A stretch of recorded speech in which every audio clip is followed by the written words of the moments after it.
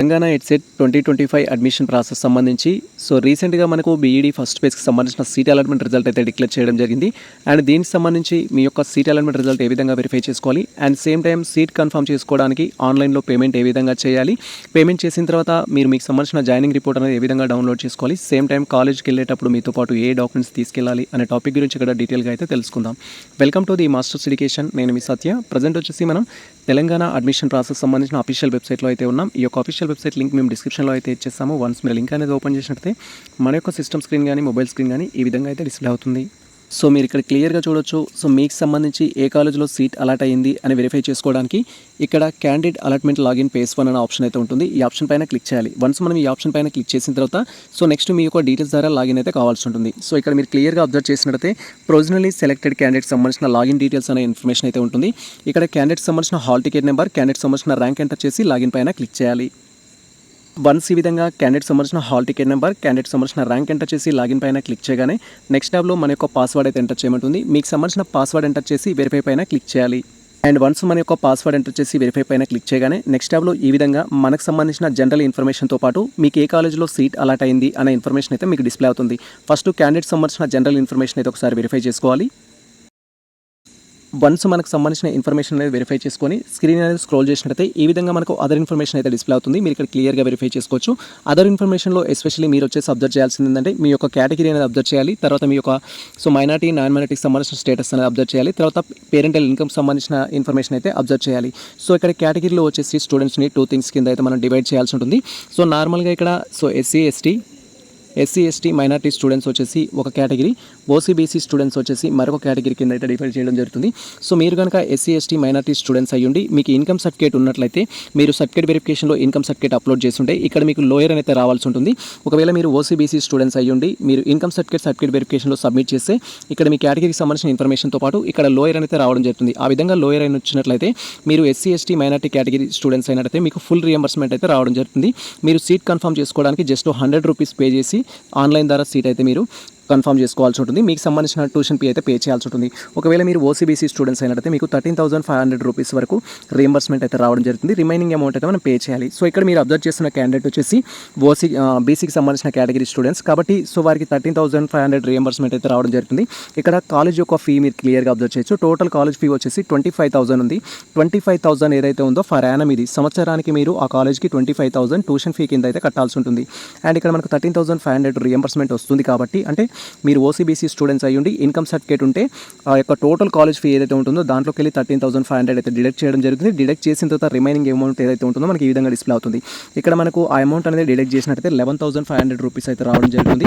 But ఇక్కడ 100 rupees ఎందుకు అంటే ఇక్కడ గ్రీన్ ఫండ్ అంటూ ఎక్స్ట్రా అమౌంట్ అయితే ఉంటుంది. అది యాడ్ చేస్తే మనకు 11,600 రూపీస్ అయితే మనం పే చేయాల్సి ఉంటుంది. ఒకవేళ మీరు ఎస్సీ ఎస్టీ మైనారిటీ స్టూడెంట్స్ అయ్యుండి ఇన్కమ్ సర్టిఫికేట్ అప్లోడ్ చేస్తే మీకు అక్కడ లోయర్ అని ఉంటుంది. లోయర్ ఉన్నట్టయితే మీరు ఇక్కడ జస్ట్ 100 రూపీస్ పే చేసి సీట్ కన్ఫర్మ్ చేసుకుంటే సరిపోతుంది. ఎనీవే ఇక్కడ మీకు ఏ కాలేజ్లో సీట్ వచ్చింది అనేది ఉంటుంది. అండ్ ఇక్కడ పింక్ కలర్లో మీరు ఎంత అమౌంట్ పే చేయాలనేది అయితే ఉంటుంది. మీకు సీట్ అలాట్ అయిన కాలేజ్ నచ్చినట్టయితే మీరు అమౌంట్ అనేది పే చేసి సీట్ కన్ఫర్మ్ చేసుకోవాల్సి ఉంటుంది. అమౌంట్ పే చేయడానికి మనకు లాస్ట్ డేట్ వచ్చేసి 14 ఆగస్ట్ అయితే లాస్ట్ డేటు. పే చేయడానికి ఇక్కడ పేపీ పైన క్లిక్ చేయాలి.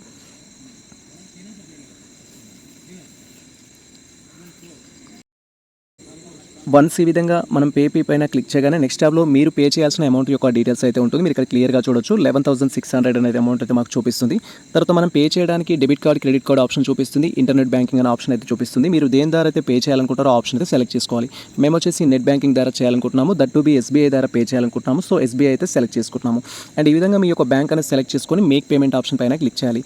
వన్స్ మనం మేక్ పేమెంట్ ఆప్షన్ పైన క్లిక్ చేయగానే నెక్స్ట్ ట్యాబ్లో మనం చూస్ చేసుకున్న బ్యాంకింగ్ విధానాన్ని బట్టి మన డీటెయిల్స్ ద్వారా లాగిన్ కావాల్సి ఉంటుంది. ఇఫ్ ఇంటర్నెట్ బ్యాంకింగ్ చూస్ చేసుకుంటే బ్యాంకుకు సంబంధించిన యూజర్ ఐడి, పాస్వర్డ్ అనేది మీకు సంబంధించిన ఎంటర్ చేసి లాగిన్ అవ్వాలి. ఒకవేళ మీరు debit card, credit card choose చేసుకుంటే కార్డ్ డీటెయిల్స్ ఎంటర్ చేసి పేమెంట్ అయితే చేయాల్సి ఉంటుంది.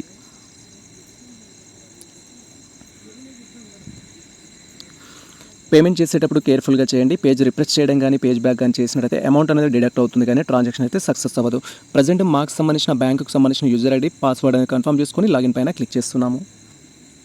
వన్స్ ఈ విధంగా మనకు సంబంధించిన బ్యాంకుకు సంబంధించిన యూజర్ ఐడి, పాస్వర్డ్ ఎంటర్ చేసి లాగిన్ పైన క్లిక్ చేయగానే నెక్స్ట్ ట్యాబ్లో మీరు పే చేయాల్సిన అమౌంట్ మొత్తం అయితే చూపిస్తుంది విత్ సర్చార్జ్తో కలిపి.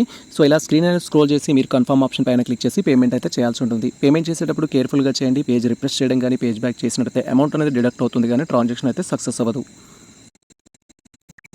మన యొక్క పేమెంట్ అనేది సక్సెస్ అయినట్లయితే ఈ విధంగా మనకు సంబంధించి ట్యూషన్ ఫీ పే చేసినట్టుగా రిసిప్ట్ అయితే జనరేట్ అవుతుంది. మీరు ఇక్కడ క్లియర్గా చూడొచ్చు. సో ట్యూషన్ ఫీ రిసిప్ట్ అంటూ ఫేస్ 1కి సంబంధించిన ఇన్ఫర్మేషన్ ఉంటుంది. తర్వాత మీకు సంబంధించిన డీటెయిల్స్ అయితే ఉంటాయి. క్యాండిడేట్ సంబంధించిన ఇన్ఫర్మేషన్ అనేది ఈచ్ అండ్ ఎవ్రీథింగ్ అయితే మీరు ఒకసారి వెరిఫై చేసుకోవాలి. తర్వాత మనం స్క్రీన్ అనేది స్క్రోల్ చేసినట్టయితే ఇక్కడ మనకు ప్రొవిజనలీ అలాట్మెంట్ డీటెయిల్స్ అయితే చూపిస్తుంది. మీకు ఏ కాలేజ్లో సీట్ వచ్చిందనే ఇన్ఫర్మేషన్ ఉంటుంది. అండ్ సేమ్ టైం మీకు సంబంధించిన కోర్స్ ఫీ ఏదైతే ఉంటుందో టోటల్ చూపిస్తుంది. తర్వాత మీరు ప్రజెంట్ పే చేసిన అమౌంట్ ఏదైతే ఉంటుందో అది కూడా మనకి ఈ విధంగా బ్లాక్ కలర్లో అయితే చూపిస్తుంది. సో ఈ విధంగా మీకు సంబంధించిన ట్యూషన్ ఫీ అయితే పే చేయాల్సి ఉంటుంది. పే చేయడం కంప్లీట్ అయిన తర్వాత సో మీరు పే చేసిన రిసిప్ట్ ఏదైతే ఉంటుందో ప్రజెంట్ మనకు స్క్రీన్ పైన కనిపిస్తుంది. దాన్ని మీరు పీడిఎఫ్ రూపంలో డౌన్లోడ్ చేసుకొని ప్రింట్ అనేది 2 కాపీస్ తీసుకొని మీకు అలర్ట్ అయిన కాలేజ్లో అయితే మీరు రిపోర్ట్ చేయాల్సి ఉంటుంది. ఇది ఫస్ట్ థింగ్ వచ్చేసి ఏంటంటే మనకు పేమెంట్ ఏ విధంగా చేయాలి, పేమెంట్ చేసిన తర్వాత మీకు సంబంధించిన పేమెంట్ రిసిప్ట్ ఏ విధంగా డౌన్లోడ్ చేసుకోవాలనే ఇన్ఫర్మేషన్ అయితే. తర్వాత వచ్చేసి మనకు జాయినింగ్ రిపోర్ట్ అయితే ఉంటుంది. స్క్రీన్ అనేది స్క్రోల్ చేసినట్టయితే మనకు జాయినింగ్ రిపోర్ట్ కూడా డిస్ప్లే అవ్వడం జరుగుతుంది. సో మీరు ఇక్కడ క్లియర్గా అబ్జర్వ్ చేయొచ్చు. ఇది వచ్చేసి మనకు జాయినింగ్ రిపోర్ట్కి సంబంధించి Telangana counselling of higher education అంటూ ఎడ్సెట్ 2025 అడ్మిషన్ అంటూ జాయినింగ్ రిపోర్ట్ అనే ఇన్ఫర్మేషన్ అయితే ఉంటుంది. దీంట్లో మీకు సంబంధించిన ఇన్ఫర్మేషన్ అయితే ఉంటుంది. మీరు ఒకసారి ఈ థింగ్స్ అయితే వెరిఫై చేసుకోవాలి. మన స్క్రీన్ అనేది స్క్రోల్ చేసినట్టయితే సో మీరు కాలేజ్కి వెళ్ళేటప్పుడు మీతో పాటు ఏ డాక్యుమెంట్స్ తీసుకెళ్ళాలి అనే ఇన్ఫర్మేషన్ అయితే ఉంటుంది. మీరు ఇక్కడ క్లియర్గా చూడొచ్చు. సో మనం కాలేజ్కి వెళ్ళేటప్పుడు మీకు సంబంధించిన ట్యూషన్ ఫీ పే చేసినట్టుగా రిసిప్ట్ అండ్ జాయినింగ్ రిపోర్ట్ అనేది డౌన్లోడ్ చేసుకోవాలి.